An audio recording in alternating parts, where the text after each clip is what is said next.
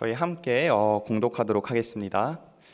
그러므로 주 안에서 갇힌 내가 너희를 권하노니 너희가 부르심을 받은 일에 합당하게 행하여 모든 겸손과 온유로 하고 오래 참음으로 사랑 가운데서 서로 용납하고 평안에 매는 줄로 성령이 하나 되게 하신 것을 힘써 지키라.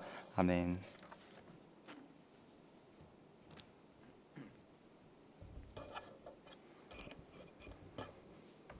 부르심에 합당하게 삽시다라는 제목으로 오늘 여러분 말씀을 함께 나누려고 합니다. 제가 지난주에도 얘기했지만 한 주가 지나면 지날수록 막 구멍이 숭숭숭 나기 시작하는 것 같아요. 한국에 있는 친구들 다들 잘 도착했다고 목사님 연락 주고, 그래서 잘 지내다 오라고 그렇게 하는데, 뭐 가서 좋은 시간 보내놓고 오는 건 참 박수 칠 일이고 좋은데 주일날 못 보게 되는 건 참 또 인간적으로는 아쉽고 또 허전하고 그런 모습이 있는 것 같습니다. 이번 주에도 아마 많은 친구들이 또 한국으로 해외로 떠나게 될 것 같아요. 그래가지고 다음 주하고 그 다음 주 되면 과연 누가 남아 있을까 목사님이 점점 궁금해지기 시작합니다. 우리 남은 친구들은 목사님하고 저 어디 바닷가 나가가지고 고기나 좀 구워 먹든지 그렇게 해야 될 것 같아요. 우리 남은 자들이 또 뭔가를 해야 될 것 같습니다.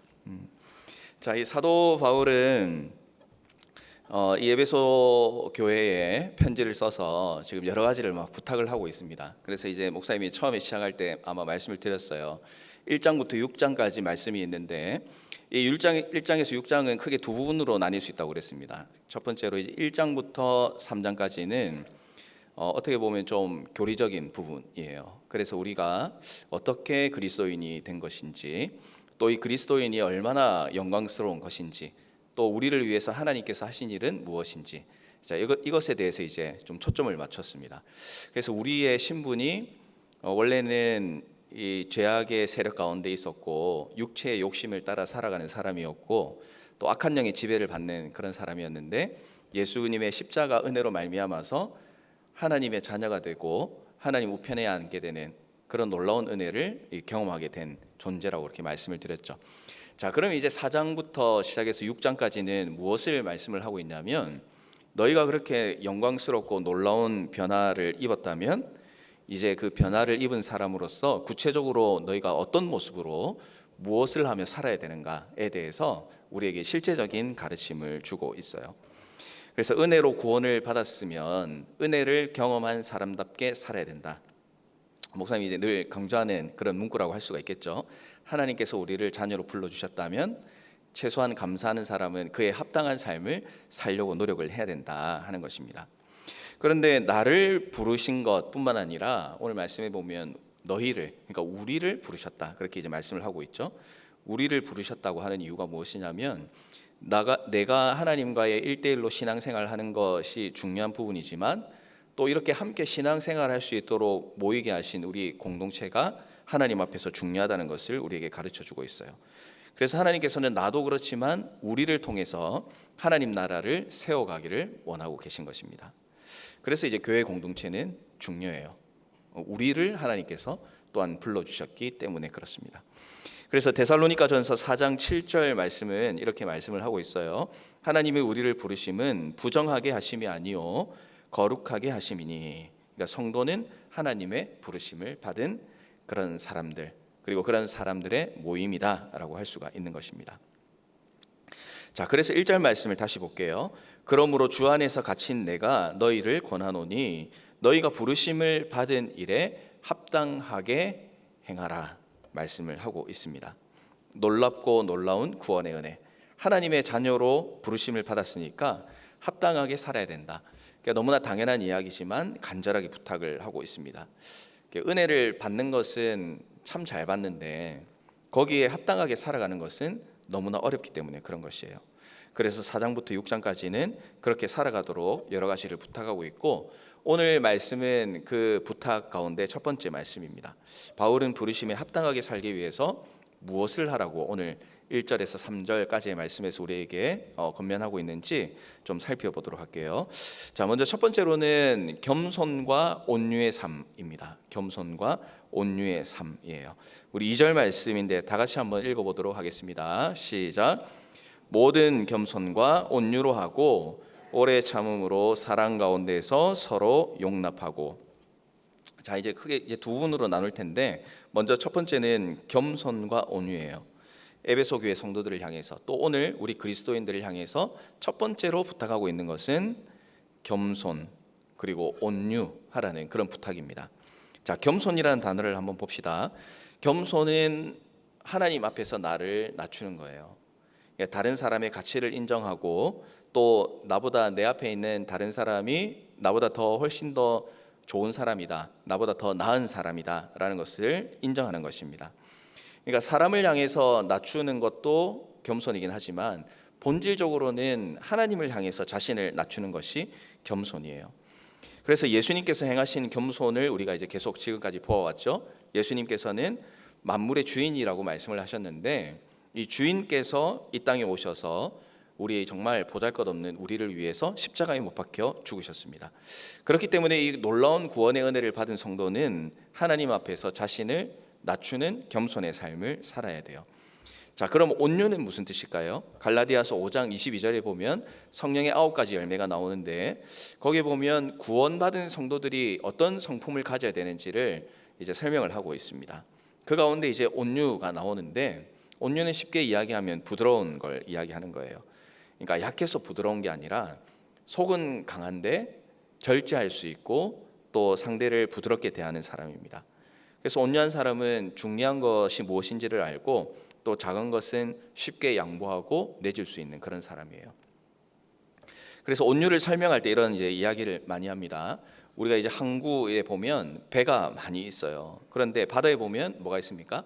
물결이 있잖아요. 그러니까 배가 물결 위에 출렁출렁이다 보면 이 항구 그 콘크리트 바닥에 부딪힐 수가 있어요.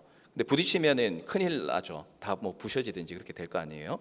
그런데 부딪히지 않도록 중간에서 그 충격을 흡수해 주는 그런 도구가 있어요. 그게 무엇이냐면 우리 여러분 차에도 많이 달고 다니는 타이어입니다. 타이어. 그 큰 타이어를 항구에 보면 이렇게 막 이렇게 붙여놨어요. 붙여놓은 것은 그런 충격을 흡수하기 위해서 그런 도구들을 사용한다 하는 것이죠. 그래서 이제 온유하다라고 할 때는 예수님께서 주신 은혜가 가득하고 열정이 속에 있지만, 겉으로는 따뜻하고 부드러운 말을 하고 부드러운 행동을 하면서 누가 거친 행동과 또 거친 말을 해도 그것을 부드럽게 바꾸어 줄 수 있고 흡수할 수 있는 사람. 자, 이것이 바로 온유한 사람, 온유한 삶이라고 할 수가 있는 거예요. 자, 그러니까 이제 우리가 하나님의 부르심을 받은 사람으로서 합당하게 살기 위해서는 두 가지를 지금 이야기했죠. 겸손하고 온유해야 한다. 그러니까 겸손과 온유의 반대말을 찾으라고 한다면 이제 이게 우리의 모습에 더 많이 나타날 수 있어요. 교만과 거친 행동과 말. 자, 이게 이제 각각 겸손과 온유의 반대말이라고 할 수가 있겠습니다. 그래서 교만한 사람에게는 어떤 모습이 나타나냐면 거친 행동이 나타나요. 자기를 과시하는 모습이 나타나죠. 또 자기를 자랑하려는 그런 모습들이 나타납니다. 여러분들은 그런 사람을 보면 어떻게 생각을 해요? 자기 막 자랑하고, 그리고 다른 사람보다 높임을 받고 싶어하는 사람들 보면 참 뭐 저런 사람이 다 있나 이런 생각이 들 때가 있습니다. 그런데 이제 정작 교만한 사람은 자기가 교만하다고 생각을 못해요. 그냥 당연하다고 이제 생각을 하는 것이죠. 우리의 신앙생활도 마찬가지입니다. 내가 만약에 교만하면 내가 어떤 존재인지를 제대로 보지 못하는 경우가 많아요. 그래서 상황 판단을 제대로 하지 못하고 교만에 가득 차 있으면 자기가 신앙생활을 정말 잘한다고 생각을 해요. 그렇지만 그 사람의 삶을 객관적으로 주님 앞에서 바라보면 상황 판단을 제대로 하지 못하고 또 영적으로 무감각한 상태로 살아갈 때가 있습니다. 말은 하나님을 위해서 한다고 그러지만 실제 삶을 보면 어때요? 자신의 욕심과 자신의 목표를 이루기 위해서 살아나가게 되는 거죠. 그러면은 결국은 하나님께서 기뻐하시지 않는 그런 모습이 나타날 수밖에 없는 거예요. 그래서 여러분들이 살아가면서 삶에 이런 교만한 마음이 자리에 잡지 않도록 주의를 해야 돼요. 그러니까 교만하지 않고 겸손하게 살아가는 것은 하나님이 나를 자녀로 삼아주신 그 목적대로 살아가는 것이구나 하는 것을 여러분이 기억을 해야 됩니다. 그래서 이제 사탄은 우리를 끊임없이 유혹하고, 여러분들이 뭐 신과 같은 네가 하는 것이 다 맞다고 우리를 유혹하지만 절대 우리는 완전한 사람이 아니에요. 누가 봐도 맞는 일을 하는 것처럼 보인다 할지라도 결과적으로 보면 그것이 나의 교만이었구나라는 것을 발견할 때가 참 많다는 거예요. 목사님도 역시 마찬가지겠죠. 빌립보서 2장 5절에서 8절까지 말씀입니다. 너희 안에 이 마음을 품으라. 곧 그리스도 예수의 마음이니 그는 근본 하나님의 본체시나 하나님과 동등됨을 취할 것으로 여기지 아니하시고 오히려 자기를 비워 종의 형체를 가지사 사람들과 같이 되었고 사람의 모양으로 나타나사 자기를 낮추시고 죽기까지 복종하셨으니 곧 십자가에 죽으심이라. 자, 이것이 예수님의 마음이에요. 우리가 겸손한 사람으로 살기 위해서 해야 되는 것이 무엇이냐면 예수님의 마음을 품는 것입니다. 온유한 삶을 살아가기 위해서는 마찬가지예요. 예수님의 마음을 품는 것이 필요합니다. 예수님도 직접적으로 말씀을 하셨죠. 마태복음 11장 29절에 보면 나는 마음이 온유하고 겸손하다. 이게 예수님의 모습이었습니다. 나의 멍에를 메고 내게 배우라. 그리하면 너희 마음이 무엇을 얻는다고요? 쉼을 얻는다. 나중에 나오는 평안을 얻는다 하는 것과 같은 내용이라고 할 수가 있습니다. 그래서 이제 겸손과 온유의 삶을 산다. 사실 뒤에 나오는 내용들도 역시 마찬가지예요. 우리가 부르심에 합당한 삶을 살기 위해서 노력하고 힘써 지켜야 되는 것들이 많이 있는데 그것들을 해나가기 위해서는 무엇이 필요하냐면 결국 예수님의 마음을 품는 것이 중요한 겁니다. 예수님의 마음을 품어야지만 그것이 가능한 것이에요.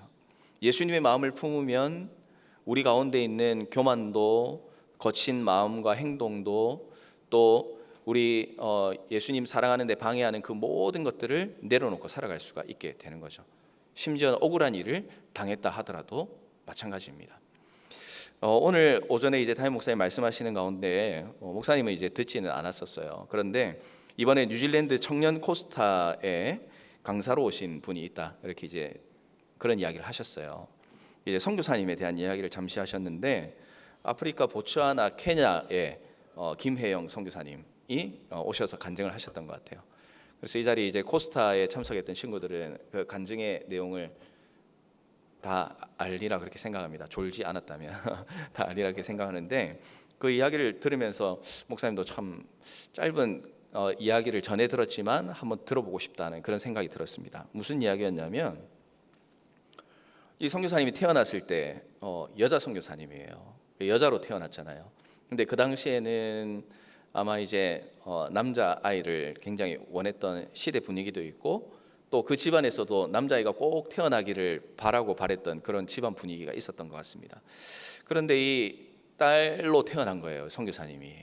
그러니까 집이 완전 목사님 직접 듣지 않고 전해 들었기 때문에 그냥 이제 표현적으로 정한지 모르겠지만 그 집이 완전 그냥 초상집이 된 거예요. 아기가 태어났으면 축하하고 축제 분위기가 돼야 되는데 아들이 태어나야 되는데 딸이 태어났다고 집이 완전 분위기가 싸해지게 됐습니다. 그게 어떤 모습으로 나타났냐면 누군가가 이 자녀가 이제 태어났으니까 손주가 태어났으니까 선물을 가져왔는데 할아버지가 그걸 보면서 쓸데없는 계집아이가 태어났는데 무슨 선물을 가져와 이러면서 그 선물을 집어 던졌다는 거예요.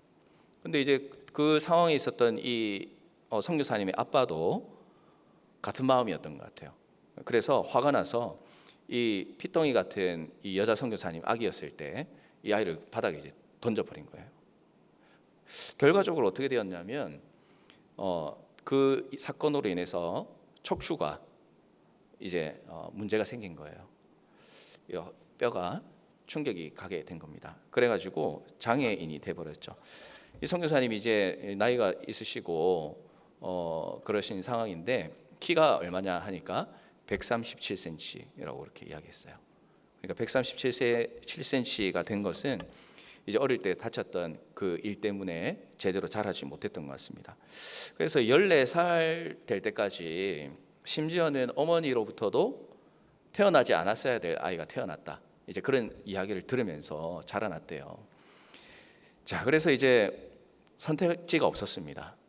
할 수 있는 게 없었다는 거예요. 그래서 집에서 가출을 하게 되었습니다. 학교 교육도 제대로 받지 못하고 이 가출해서 간 곳이 직업 학교, 그러니까 이제 어떤 기술을 가르쳐주는 그런 학교에 가게 된 거예요. 가서 이제 공부를 했습니다. 그런데 이제 뭐 그런 또 잠재 능력이 있었던 것 같아요. 제대로 된 교육을 받지 못했었지만 여기 직업학교에 가서 열심히 공부하고 기능을 배워서 국가 기능 올림픽에 가서 금메달을 따고, 그리고 미국 콜롬비아에서 공부를 할 수 있는 기회가 생겨서 공부를 하고 박사학위까지 받게 되었습니다. 근데 이제 이 선교사님이 아까 14살 때까지 자신을 거울로 본 적이 없다고 그랬잖아요. 왜냐하면 세상에 태어나지 않아야 될 존재가 너다 이러니까 자기 자신을 거울로 볼 용기가 나지 않았다고 그렇게 이야기를 하죠. 그런데 이 선교사님이 이번 청년들한테 도전을 하셨던 것 같아요. 예수 그리스도의 마음을 품어라, 이런 이제 도전을 주신 것 같습니다. 한 인생을 살 때 무엇을 하는가도 중요하지만 어떤 마음을 가지고 살아가느냐가 더 중요하다는 거예요. 14살 때 인생이 끝났다고 생각했던 그 시점에 아까 직업학교에 갔다고 했잖아요. 직업학교에 갔는데 거기에서 만난 선생님이 이 선교사님한테 이렇게 이야기를 합니다. 그 이름이 이제 혜영인데, 우리 혜영이가 인생을 앞으로 잘 살아가려면 예수님을 알아야 할 텐데, 이렇게 이야기를 해주게 된 거예요. 그리고 예수님을 믿게 되었다고 하죠. 이 선교사님이 그때 깨달은 것이 무엇이냐면 누구도 나를 사랑하고 생각해 준다고 이렇게 생각을 떠올려 본 적이 없는데 이 선생님을 통해서 누가 나를 사랑하고 있다 하는 것을 알게 된 거예요. 특별히 나를 만드시고 나를 창조하시고 지금도 함께 하시고 나에게 구원을 은혜를 베푸시는 하나님께서 나를 사랑하신다, 나를 귀하게 여기신다 하는 것을 말씀을 통해서 깨닫고 나서 그때서야 비로소 자신의 모습을 거울로 보게 되었다, 이제 이런 간증을 하셨다고 합니다. 예수님의 모습을 알고 또 예수님의 모습을 따라 살아간다 하는 것은 낮은 자존감이 회복될 수 있고, 또 자신의 인생이 별 보잘것 없고 필요 없다고 생각했던 사람도 이 예수님의 마음을 알고 예수님의 마음을 따라 살기로 결단만 하면 자신의 모습을 거울로 보게 되는 용기가 생기게 된다는 사실이에요. 여러분, 겸손하고 온유한 삶을 살아간다, 또 예수님의 섬김과 희생의 삶을 따라간다. 여러분, 이것은 말은 쉽지만 실제로 따라가는 것은 굉장히 어렵습니다. 거울을 보는 그런 용기가 생겨야 할 만큼 내가 이런 삶을 살아간다는 것은 너무나 어려워요. 그런데 어려운 이유는 내 힘으로 그렇게 살아가려고 하기 때문에 그렇습니다.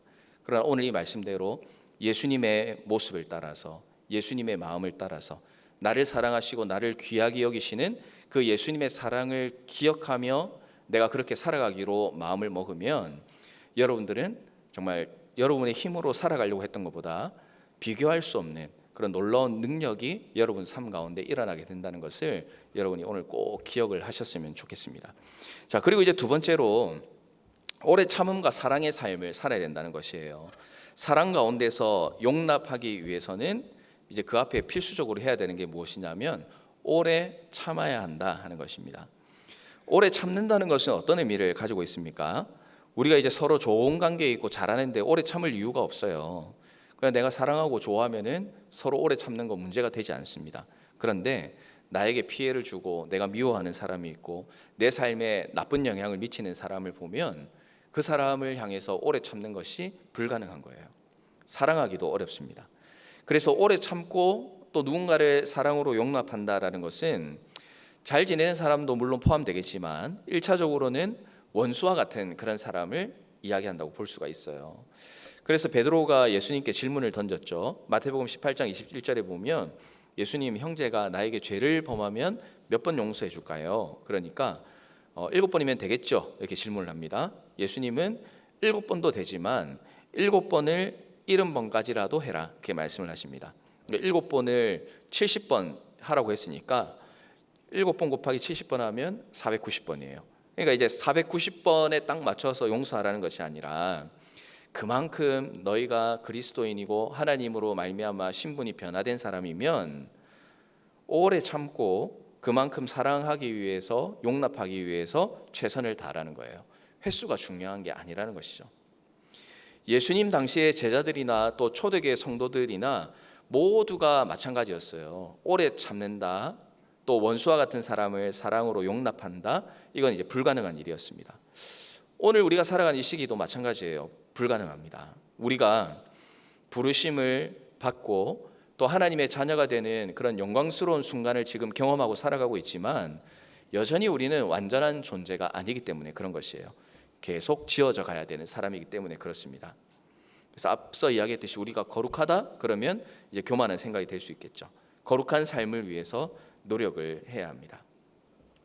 그래서 이제 우리 여러분들이 오늘 이 부르심에 합당한 삶을 살아가려고 여러분들이 마음을 먹고 노력을 한다면 오늘 이 두 번째 부분에서 여러분들이 좀 적극적으로 생각을 떠올려 볼 필요가 있어요. 우리가 이제 2022년도가 이제 12월 달에 벌써 와가지고 뭐 거의 진짜 막바지입니다. 이 막바지에 도달을 했는데 이 두 번째는 오래 참고 또 사랑으로 용납하라고 했잖아요.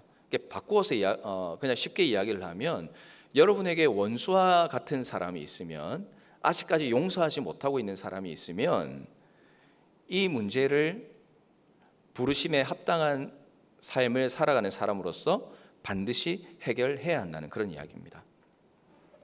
22년도가 얼마 남지 않은 이 상황 가운데서 이 남은 기간을 우리가 어떻게 의미 있게 살아갈 수 있을까라고 할 때 여러분들이 오늘 이 말씀을 좀 꼭 기억했으면 좋겠어요.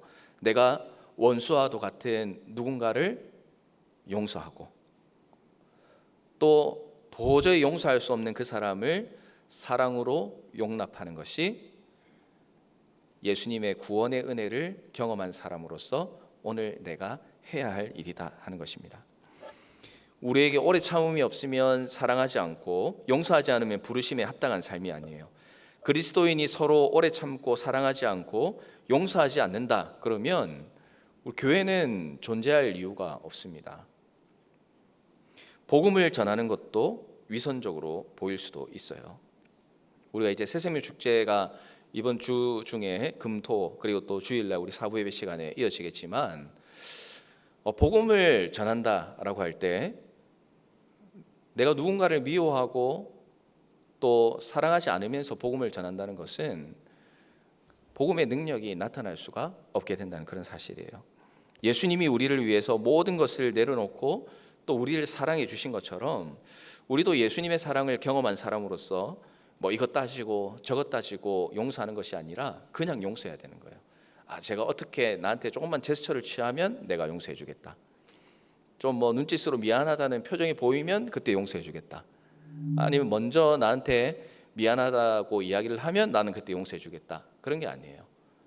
우리가 이미 구원의 은혜를 받았기 때문에 구원의 은혜를 받은 사람으로서 우리가 해야 되는 것은 내가 아직 용서 못하고 있는 사람을 내가 직접 먼저 찾아가고 그리고 그 사람에게 먼저 화해의 손을 내밀고 용서해 주는 거예요. 누구의 이름으로요?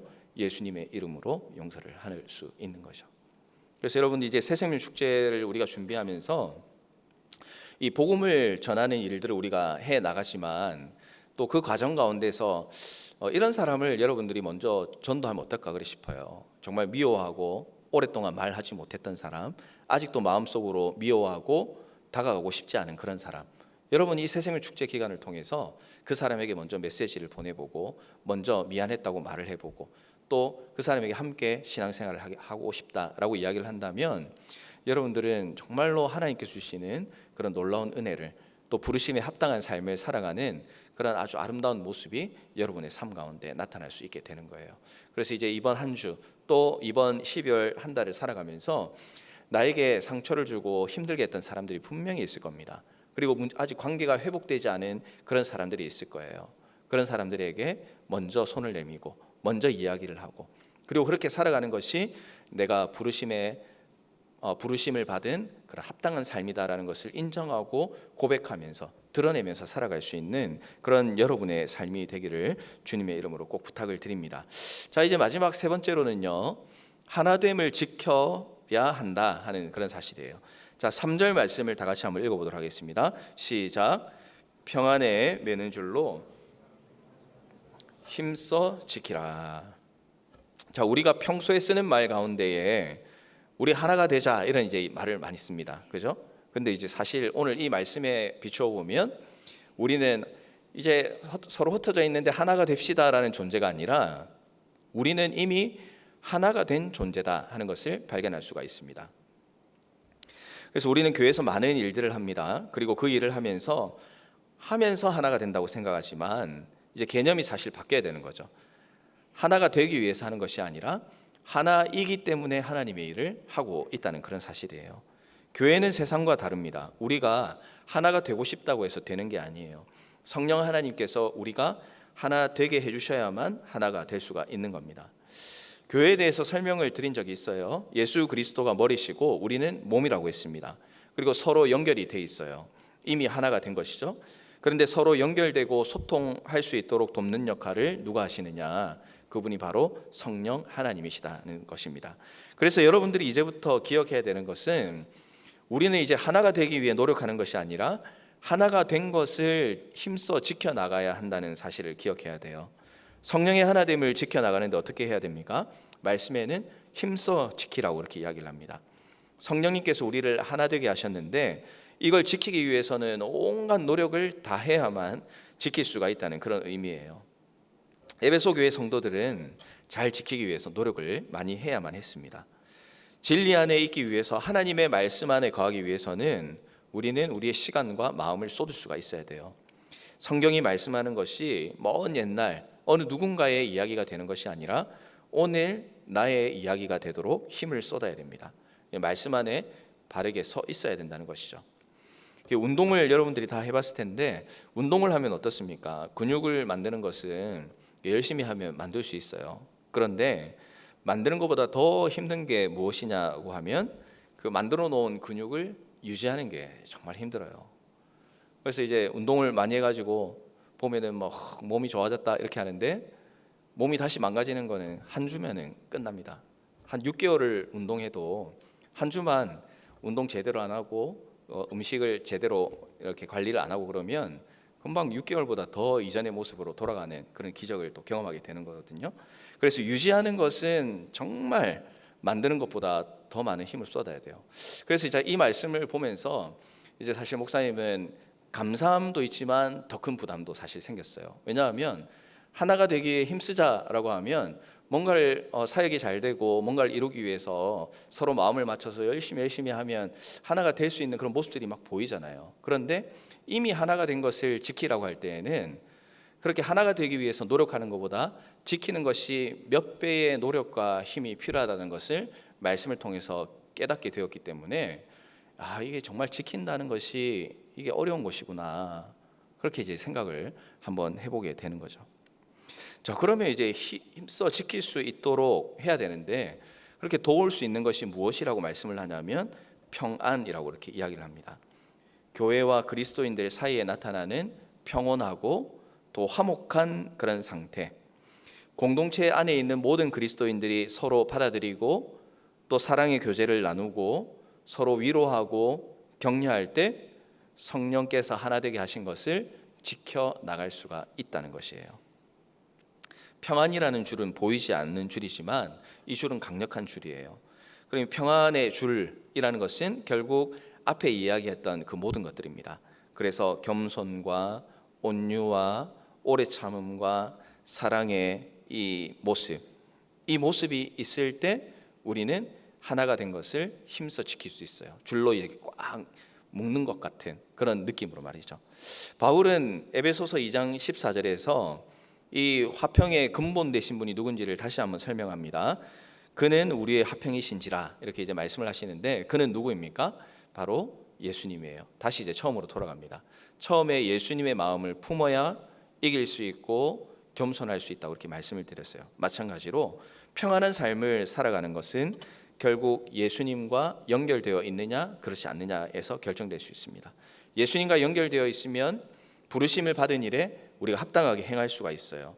예수님과 연결되어 있으면 겸손할 수 있고 온유할 수 있고 오래 참을 수 있고 사랑으로 용납할 수 있다.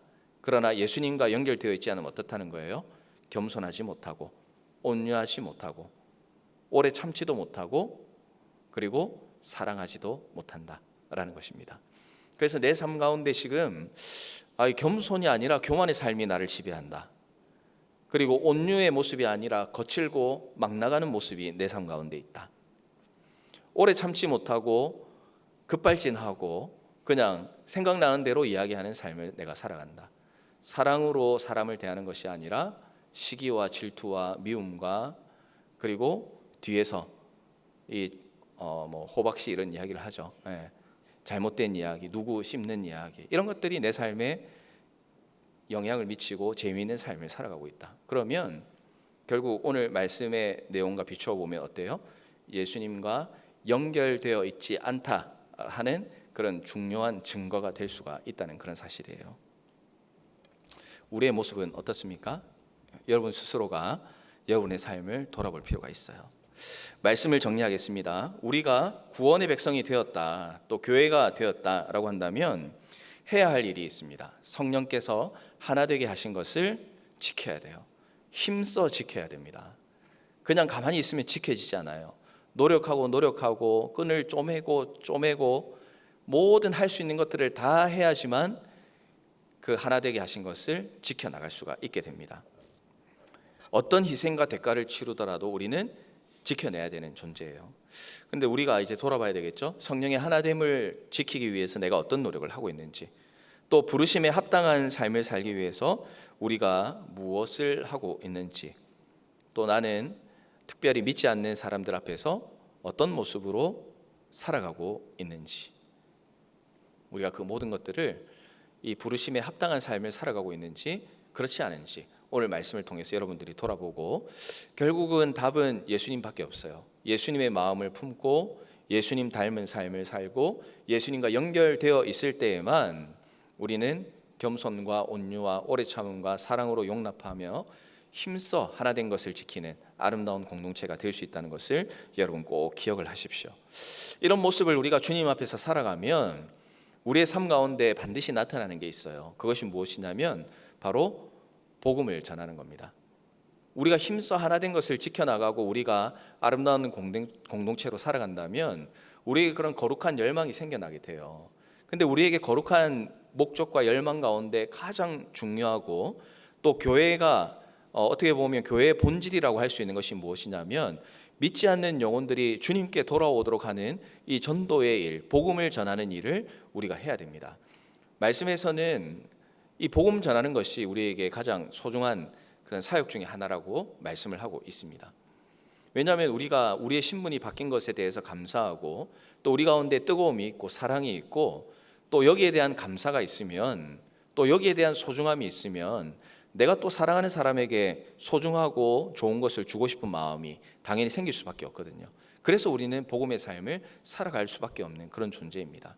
그런데 복음을 전하는 것이 부끄럽고 복음을 전하는 것이 내 일이 아니다라고 생각을 한다면, 그것은 거꾸로 이야기를 하면 내 마음 가운데 복음을 소중히 여기는 마음이 없고 복음에 대해 감사하는 마음이 없고 이 복음의 능력을 의지하지 못하는 삶을 내가 오늘 살아가고 있구나 하는 것을 이제 그 모습을 통해서 우리는 우리의 속을 좀 발견할 수 있게 되는 것 같아요.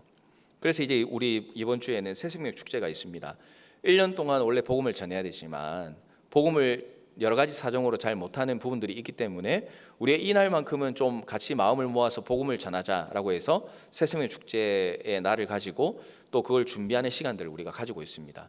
그래서 다음 주 그리고 금요일, 토요일 저녁에 또 주일날 우리 사부 예배 시간에 한국에서 목사님 오셔가지고 복음 메시지를 이제 전해주실 텐데, 여러분들이 누군가를 설득시킬 수는 없어요. 그러나 그들이 정말 주님께 돌아오기를 원하는 마음이 있다면 그 복음을 듣는 그 자리로 여러분 초대하기를 바랍니다. 그러면 하나님께서 행하시는 놀라운 일들을 경험할 수 있을 거예요. 여러분의 전도 대상자뿐만 아니라 여러분도 마찬가지예요. 내 마음 가운데에 복음에 대한 열정이 식었고 또 내 마음의 주를 위해서 어떤 모습으로 무엇을 해야 할지 잘 모르겠다 하는 그런 어수선하고 길을 잃은 그런 모습들이 혹시 내 가운데 있다면 이번 새생명 축제의 그 말씀의 시간에 여러분이 시간을 내서 참석하길 바랍니다. 그리고 그 메시지를 통해서 누군가를 지금은 내가 살리고 도울 수 없는 위치지만 일단 여러분들이 먼저 살아가 나가는 것이 필요해요. 그래서 그 말씀을 듣고 우리가 먼저 회복되고 또 회복이 되어야 복음을 전할 수 있는 그런 일들이 일어나기 때문에 여러분들이 그 자리에서 정말 하나님 앞에 나아갈 수 있는 시간이 되기를 바랍니다. 하나된 것을 힘써 지켜나간다는 것은 내가 내 자리를 찾고 하나님 앞에서 내가 할 수 있는 것에 최선을 다하는 것을 의미해요. 이번 한 주간 여러분들이 해야 될 것도 계획하는 것도 많겠지만 그 가운데 하나님과 만나는 시간을 여러분의 삶의 최우선순위로 두는 것이 어떻겠습니까?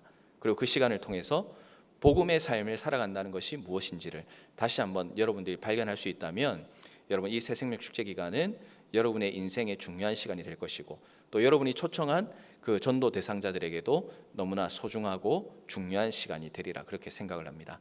그래서 이번 한 주간도 우리 모두가 정말 한 마음으로 정말 기도하고 부르심에 합당한 삶을 살기로 여러분 결단하시고 또 그렇게 살아가는데 힘써 노력해야 될 것이 무엇인지를 여러분들이 발견하고 또 이렇게 교회에서 특별한 행사가 준비되어 있을 때 함께 동참하고 하나님의 말씀으로 새로워지는 그런 놀라운 은혜가 우리 이번 한 주간 또 새생명 축제를 통해서 정말 풍성하게 일어나기를 주님의 이름으로 부탁을 드리겠습니다.